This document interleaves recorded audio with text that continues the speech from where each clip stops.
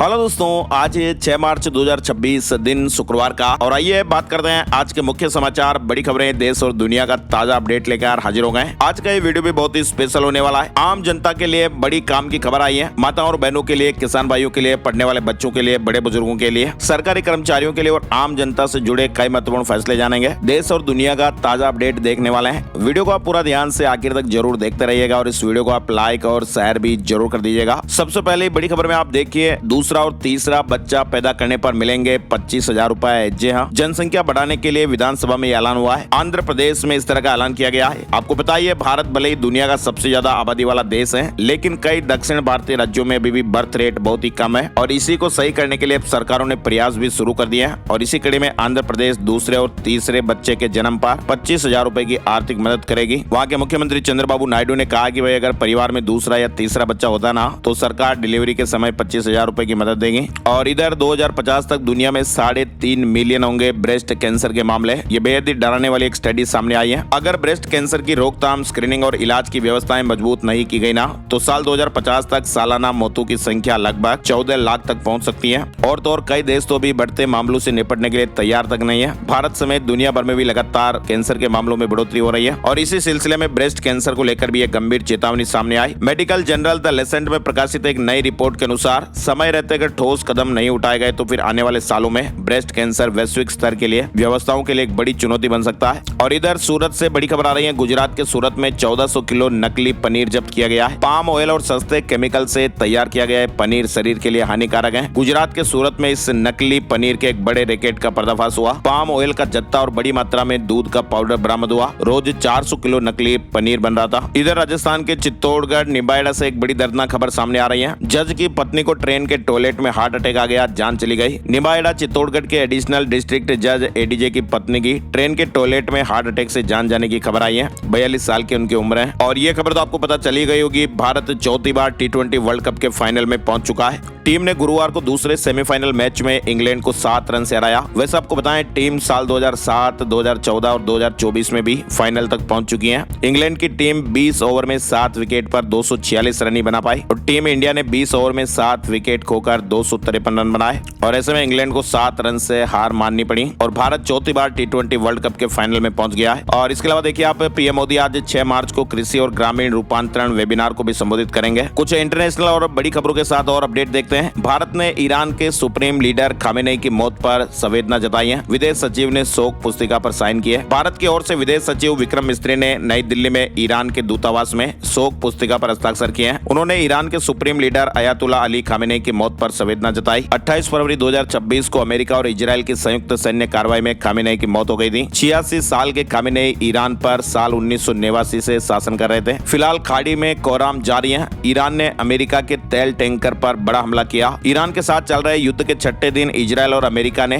Tehran समेत कई शहरों में बड़े पैमाने पर हवाई हमले जारी रखे, जबकि ईरान ने जवाबी कार्रवाई में एक अमेरिकी तेल टैंकर पर हमला किया है। और इसी बीच डोनाल्ड ट्रंप ने कहा कि मुझे खामेनेई का बेटा मोजतबा अस्वीकार्य है। डोनाल्ड ट्रंप ने कहा कि वो कमजोर है, मुझे स्वीकार नहीं है, फिर युद्ध करना पड़ेगा। कुल मिलाकर दोस्तों, मिडिल ईस्ट में अमेरिका, इजरायल और ईरान के बीच तनाव तेजी से बढ़ गया है। 28 फरवरी 2026 को अमेरिका और इजरायल के संयुक्त हमलों के बाद युद्ध जैसे खतरनाक हालात बने हुए हैं। जवाब में ईरान ने भी मिसाइल और ड्रोन से लगातार हमले किए और अभी भी जारी हैं। और इधर भारत के लिए एक बड़ी राहत की खबर देखिए आप, हॉर्मुज में सिर्फ यूएस, इजरायल और यूरोप के जहाजों को रोकेगा ईरान। ईरान की ओर से स्ट्रेट ऑफ हॉर्मुज को लेकर भी एक ताजा अपडेट बयान सामने आया है और ये भारत के लिए एक बड़ी राहत की खबर भी हो सकती है। ये तो आपको बताइए, स्ट्रेट ऑफ हॉर्मुज दुनिया के सबसे महत्वपूर्ण समुद्री रास्तों में से एक है और यहाँ पर इजरायल, अमेरिका और ईरान के बीच युद्ध शुरू होने से जहाजों की आवाजाही पूरी तरह से ठप है। लेकिन ईरान के इस्लामिक रिवॉल्यूशन गार्ड कोर ने गुरुवार को कहा कि उसने हॉर्मुज स्ट्रेट को सिर्फ और सिर्फ अमेरिका, इजरायल, यूरोप और उनके पश्चिमी सहयोगियों के लिए ही बंद किया है और ऐसे में यह भारत के लिए राहत भरी खबर हो सकती है। मिडिल ईस्ट में तनाव के बीच कच्चे तेल की कीमतों में 2% से अधिक की तेजी आ गई। सप्लाई पर असर पड़ने के कारण ये कीमतों में उछाल आया है और अमेरिका ईरान युद्ध का वैश्विक तेल बाजार पर बुरा असर दिखाई दे रहा है। ब्रेंट क्रूड के दामों में 11% उछाल आ चुका है। अंतर्राष्ट्रीय ऊर्जा एजेंसी के मुताबिक 2026 में तेल की मांग और बढ़ने से कीमतों पर दबाव और तेज हो सकता है। लेकिन इसी बीच आप देखिए हमारे देश में पेट्रोल, डीजल और एलपीजी की फिलहाल कोई किल्लत नहीं है। मिडिल ईस्ट तनाव के बीच भी भारत का प्लान बी अभी भी तैयार है। मिडिल ईस्ट में बढ़ते तनाव के बीच दुनिया भर में ऊर्जा आपूर्ति को लेकर भी चिंताएं बढ़ी हुई हैं। कई जगह पर यह सवाल उठने लगे कि क्या तेल और गैस की सप्लाई प्रभावित हो सकती है। लेकिन इसी बीच भारत सरकार के सूत्रों ने यह साफ किया कि देश में पेट्रोल, डीजल और एलपीजी की फिलहाल कोई कमी नहीं है। पेट्रोल, डीजल और एलपीजी का भी पर्याप्त स्टॉक उपलब्ध है और इस स्टॉक को हर दिन रिफिल भी किया जा रहा है ताकि भविष्य में भी कोई कमी ना हो।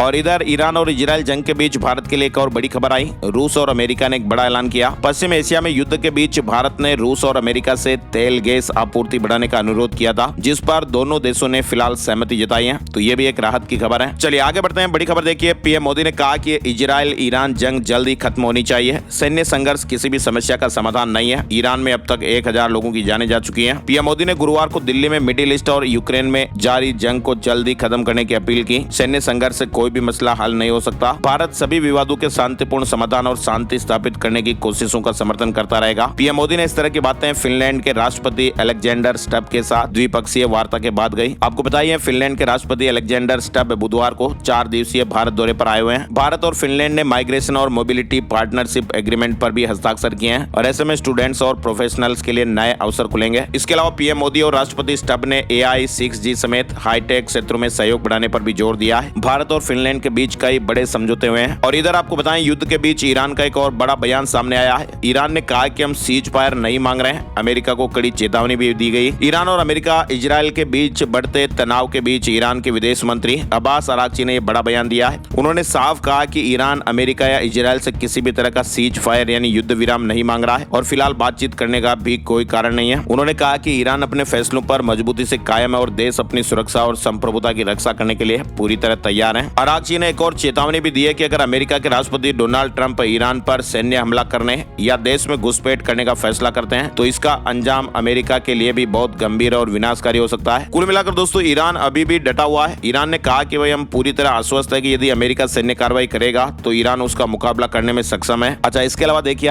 कल आपको पता होगा हिंद महासागर में ईरान का एक युद्धपोत अमेरिका ने टारपीडो से हमला करके डुबोया था। तो ईरान युद्ध में टारपीडो की एंट्री होने की भी खबर आई। यूएस ने आखिरी बार इसको दूसरे विश्व युद्ध में चलाया था। दरअसल दोस्तों, टारपीडो जो है ना, वो भी एक ऑटोमेटिक हथियार है जिसे पानी की सतह के ऊपर या नीचे से दागा जा सकता है और ये पानी के अंदर टारगेट को हिट करता है। ज्यादातर इसका इस्तेमाल पनडुब्बियों और जहाजों को टारगेट करने के लिए किया जाता है और इसमें भी एक विस्फोटक सामग्री होती है जो टारगेट से टकराने पर या उसके पास पहुंचने पर फट जाती है। दूसरे वर्ल्ड वार के बाद टारपीडो से किसी जहाज को डुबाए जाने की ये चौथी घटना हुई। कल पता होगा आपको, ईरान का एक युद्धपोत जहाज जो है वो समुद्र में डूब गया था। और इधर बड़ी खबर आप देखिए, पाकिस्तान की मिसाइलें अमेरिका के लिए खतरा। डोनाल्ड ट्रंप प्रशासन ये सब कुछ देख रहा है। अमेरिका के पूर्व डिप्टी NSA ने बड़ा दावा किया है। उन्होंने एक और बात भी कही। पश्चिम एशिया में जारी भीषण तनाव के बीच अमेरिका के पूर्व डिप्टी NSA नॉन फाइनर ने चीन और ईरान की सांठगांठ को लेकर भी एक बड़ा दावा किया है। फाइनर के मुताबिक भले ही बीजिंग ने मौजूदा संघर्ष के दौरान खुले तौर पर सैन्य मदद नहीं दी है, लेकिन इस बात की पूरी संभावना है कि ईरान को चीन सहित अपने अंतर्राष्ट्रीय भागीदारों से सहायता प्राप्त हुई हो। उन्होंने ये भी कहा कि पाकिस्तान की मिसाइलें अमेरिका के लिए खतरा और अमेरिकी प्रशासन इसे देख रहा है। और इधर अबू धाबी इंटरनेशनल एयरपोर्ट के पास धमाके सुने गए। ईरान के हमलों को नाकाम किया गया। अमेरिका, इजरायल और ईरान को जंग लड़ते लड़ते आज 7वां दिन है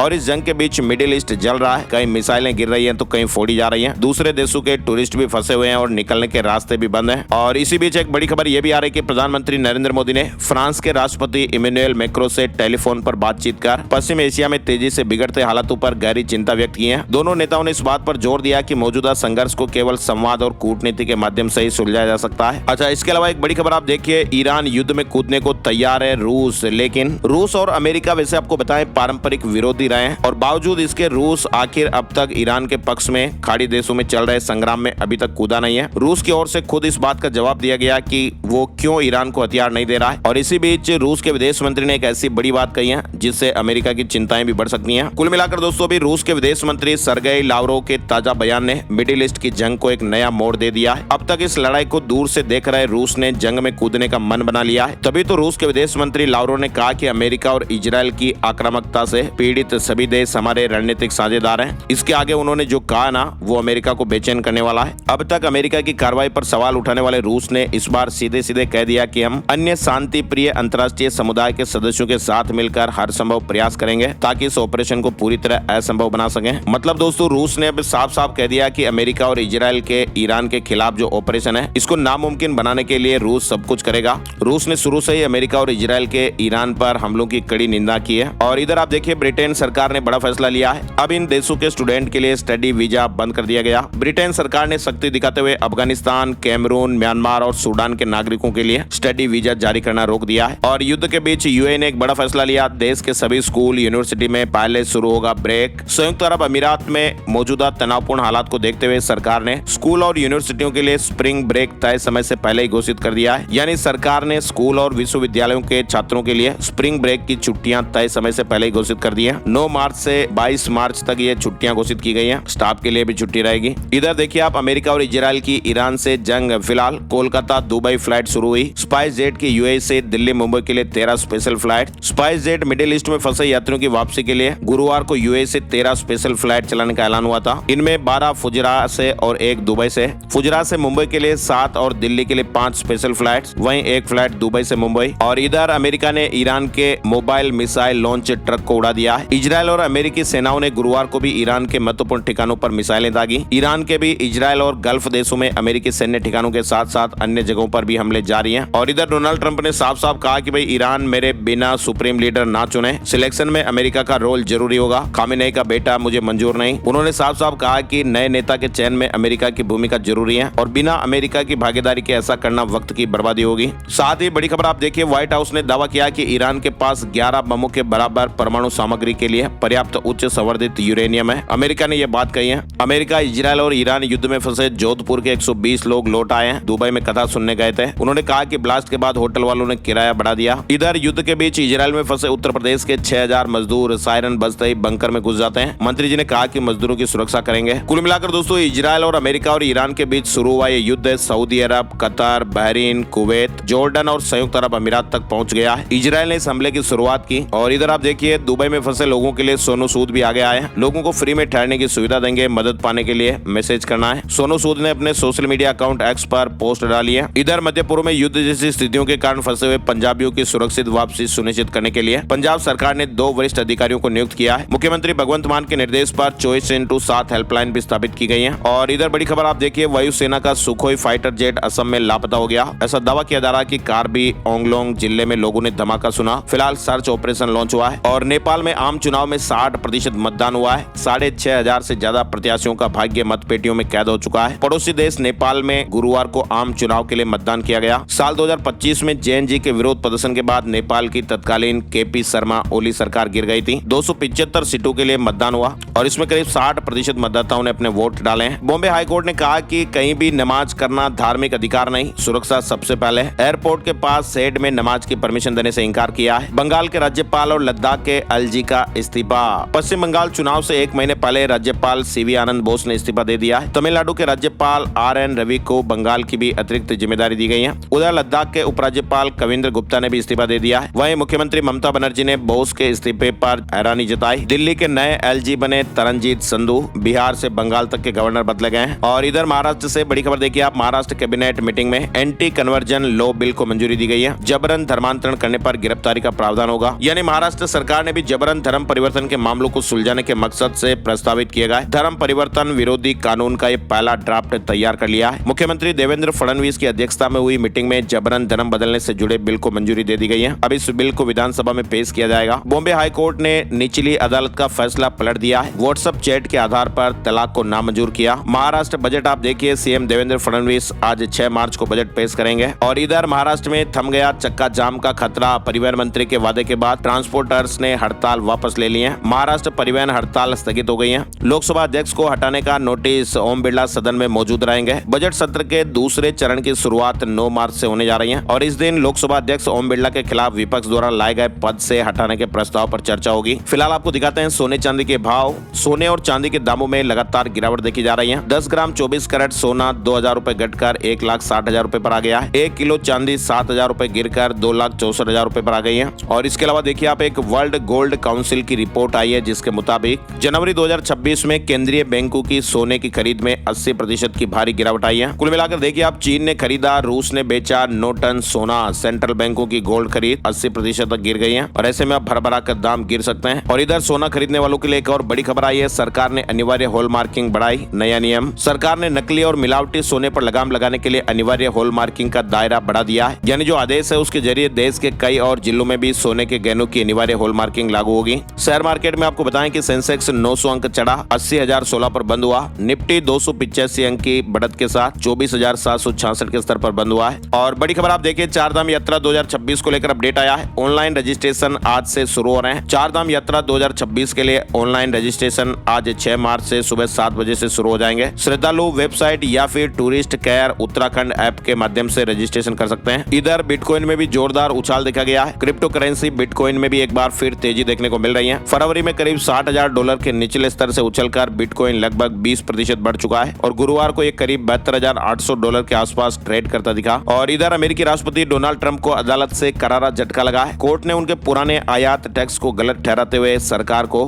कंपनियों के करीब 16 लाख करोड़ रुपए लौटाने के आदेश दिए हैं। और इस भारी भरकम रिफंड के बाद अब ट्रंप प्रशासन नया दांव चलने की तैयारी में है। और युद्ध में फंसे डोनाल्ड ट्रंप के लिए आप देखिए 2 बुरी खबर आई है। पहली खबर एप्स्टीन फाइल्स को लेकर है। न्याय विभाग ने 50,000 उन दस्तावेजों को जारी करने का फैसला किया है जो अब तक गायब बताए जा रहे थे। और दूसरी तरफ सरकार के अटॉर्नी जनरल को अमेरिकी हाउस से सवाल जवाब के लिए नोटिस मिला है। और बड़ी खबर देखिए आप, यूपीएससी सिविल सेवा परीक्षा 2026 की तैयारी कर रहे उम्मीदवारों के लिए महत्वपूर्ण जानकारी सामने आई। कार्मिक और प्रशिक्षण विभाग ने विभिन्न सेवाओं में भरे जाने वाले पदों का सर्विस वाइज विवरण जारी कर दिया है। इस बार कुल 933 पदों पर भर्ती होगी। और अब रॉकेट की स्पीड से जवाब देगा चैट जीपीटी। नया और फास्ट वर्जन लॉन्च हो गया है। चैट जीपीटी 5.3 इंस्टेंट नया वर्जन आया है। इंडोनेशिया सरकार ने मेटा को चेतावनी दी और कहा कि फेक न्यूज और जुआ अगर नहीं रोका ना तो बैन लगा दिया जाएगा। बच्चों के लिए भी नए नियम लागू किए गए हैं। 16 साल से कम उम्र के बच्चों के लिए सोशल मीडिया के इस्तेमाल को पूरी तरह बदल देगा। इंडोनेशिया को लेकर अपडेट है। एंड्रॉइड को लेकर भी बड़ी खबर आई है। 8 साल में गूगल का सबसे बड़ा सुरक्षा अपडेट भी सामने आया। सिक्योरिटी अपडेट जारी हुआ है। जनगणना 2027 पूरी तरह डिजिटल होगी। अमित शाह ने नए टूल्स लॉन्च किए हैं। अमित शाह आज 6 मार्च को उड़ीसा में इफ्को का सल्फ्यूरिक एसिड संयंत्र राष्ट्र को समर्पित करेंगे। और इधर देखिए आप, राष्ट्रपति द्रौपदी मुर्मू 6 और 7 मार्च को पश्चिम बंगाल के दौरे पर हैं। बात करते हैं रिजर्व बैंक ऑफ इंडिया की। आरबीआई ने रद्द कर दिया इस बैंक का लाइसेंस। भारतीय रिजर्व बैंक ने कर्नाटक के मंड्या जिले में स्थित सिमसा सहकारा बैंक नियमिता का बैंकिंग लाइसेंस स्थायी रूप से रद्द करने की पुष्टि कर दी है। कोर्ट में चल रही एक लंबी कानूनी लड़ाई के खत्म होने के बाद अब ये बैंक तत्काल प्रभाव से बैंकिंग से जुड़ी कोई भी गतिविधियां नहीं कर पाएगा। तो कर्नाटक के बैंकिंग सेक्टर से जुड़ी है बड़ी खबर। ग्रेच्युटी रूल को लेकर आप देखिए, 1 साल की नौकरी कर ली हो या फिर 5 साल की, ग्रेच्युटी लेने से पहले आपको ये नियम जानकारी जरूर होनी चाहिए। नए लेबर कोड के बाद कई मामलों में 1 साल काम करने पर भी ग्रेच्युटी मिल सकती है। हालांकि गंभीर अनुशासनहीनता, धोखाधड़ी या कंपनी को नुकसान पहुंचाने जैसी स्थितियों में कंपनी आपकी ग्रेच्युटी रोक भी सकती है। और नए नियम आए जिसके मुताबिक अब कर्मचारियों को ग्रेच्युटी पाने के लिए पहले की तरह 5 साल का इंतजार नहीं करना पड़ता। सिर्फ 1 साल काम करने के बाद भी कर्मचारी ग्रेच्युटी का हकदार मान लिया जाएगा। साथ ही बड़ी खबर आप देखिए, association for democratic reforms ADR ने वित्तीय साल 2024-25 के लिए राष्ट्रीय पार्टियों की इनकम जारी की है। और इस रिपोर्ट के मुताबिक बीजेपी की कुल आय 6,769.15 करोड़ है। 6 राष्ट्रीय पार्टियों की आय का 85% हिस्सा अकेले बीजेपी के पास है। 2024-25 में पार्टियों की कितनी कमाई रही, अपडेट आप यहाँ देख सकते हैं। और नीरव मोदी के दोनों भाई निहाल और निशाल को कोर्ट का नोटिस। 23,780 करोड़ के पीएनबी घोटाले में भगोड़ा घोषित करने की प्रक्रिया शुरू हो गई है। 7 मई तक जवाब मांगा गया है। राज्यसभा चुनाव में आप देखिए, महाराष्ट्र से शरद पवार समेत 7 प्रत्याशियों का नामांकन। टीएमसी के 4 उम्मीदवारों ने पर्चा भरा। बिहार के सीएम नीतीश कुमार ने भी गुरुवार को विधानसभा पहुंचकर राज्यसभा कैंडिडेट के लिए नामांकन दाखिल किया। सीएम के साथ बीजेपी अध्यक्ष नितिन नवीन, रामनाथ ठाकुर, उपेंद्र कुशवाहा और शिवेश कुमार ने भी नामांकन दाखिल किया है। और इस दौरान केंद्रीय गृह मंत्री अमित शाह भी मौजूद रहे। और इधर बड़ी खबर आ रही है, मध्य प्रदेश भोपाल से करोड़पति कांस्टेबल का 100 करोड़ का गोल्ड और कैश जब्त होगा। आयकर विभाग ने इसे बेनामी माना है। चीन ने 35 साल में सबसे कम जीडीपी लक्ष्य रखा है। 2026 के लिए 4.5 से 5% ग्रोथ का टारगेट है।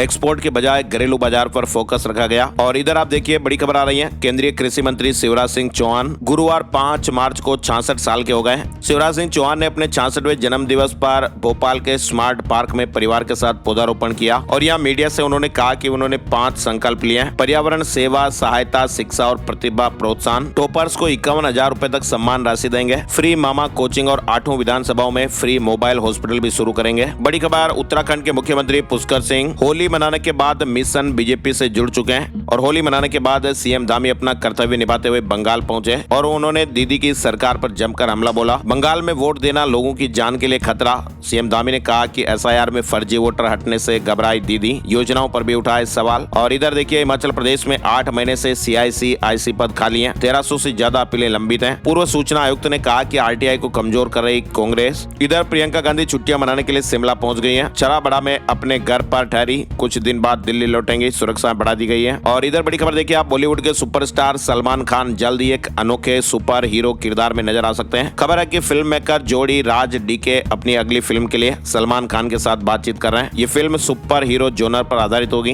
राजस्थान में कई इलाकों में पारा 40 डिग्री के करीब पहुंच गया है। मध्य प्रदेश में भी कई इलाकों में 37 डिग्री पारा पहुंचा। सचिन तेंदुलकर के बेटे अर्जुन की शादी, सानिया चंडोक के साथ मुंबई में फेरे लिए। हैदराबाद की सड़कों से धुआं उड़ाती बसों को हटाया जाएगा। 2000 नई इलेक्ट्रिक बसें जल्दी आने वाली हैं। और बड़ी खबर आप देखिए, शिक्षा मंत्रालय ने एक भारत श्रेष्ठ भारत पहल के तहत युवा संगम फेज 6 के लिए ऑनलाइन आवेदन शुरू कर दिए हैं। 18 से 30 साल की उम्र के छात्र, स्वयंसेवक और युवा प्रोफेशनल आवेदन कर सकते हैं। राजस्थान से जुड़े महत्वपूर्ण अपडेट में आप देखिए, आरटी में आवेदन करने की तारीख बढ़ा दी गई है। अब 10 मार्च तक अप्लाई कर सकते हैं। और इसके अलावा फर्जी आय प्रमाण पत्र अगर दिया तो फिर दोगुनी फीस भरनी पड़ सकती है। राजस्थान से जुड़ा अपडेट है। आरआरबी ने ग्रुप डी भर्ती आवेदन की लास्ट डेट भी बढ़ा दी है। अब 9 मार्च तक अप्लाई कर सकते हैं। रेलवे भर्ती बोर्ड की ओर से ग्रुप डी भर्ती परीक्षा 2025 के कार्यक्रम में बदलाव हुआ है। आवेदन की अंतिम तारीख 9 मार्च तक बढ़ गई है। राजस्थान में आप देखिए भजनलाल सरकार का बड़ा फैसला, अजमेर में नियम विरुद्ध पट्टों के मामलों में दोषियों पर कड़ी कार्रवाई की जाएगी। बड़ी खबर आ रही है, राजस्थान के सरकारी स्कूलों की दीवारों पर अब टीचर्स की फोटो समेत पूरी जानकारियां लिखी जाएगी। प्रारंभिक शिक्षा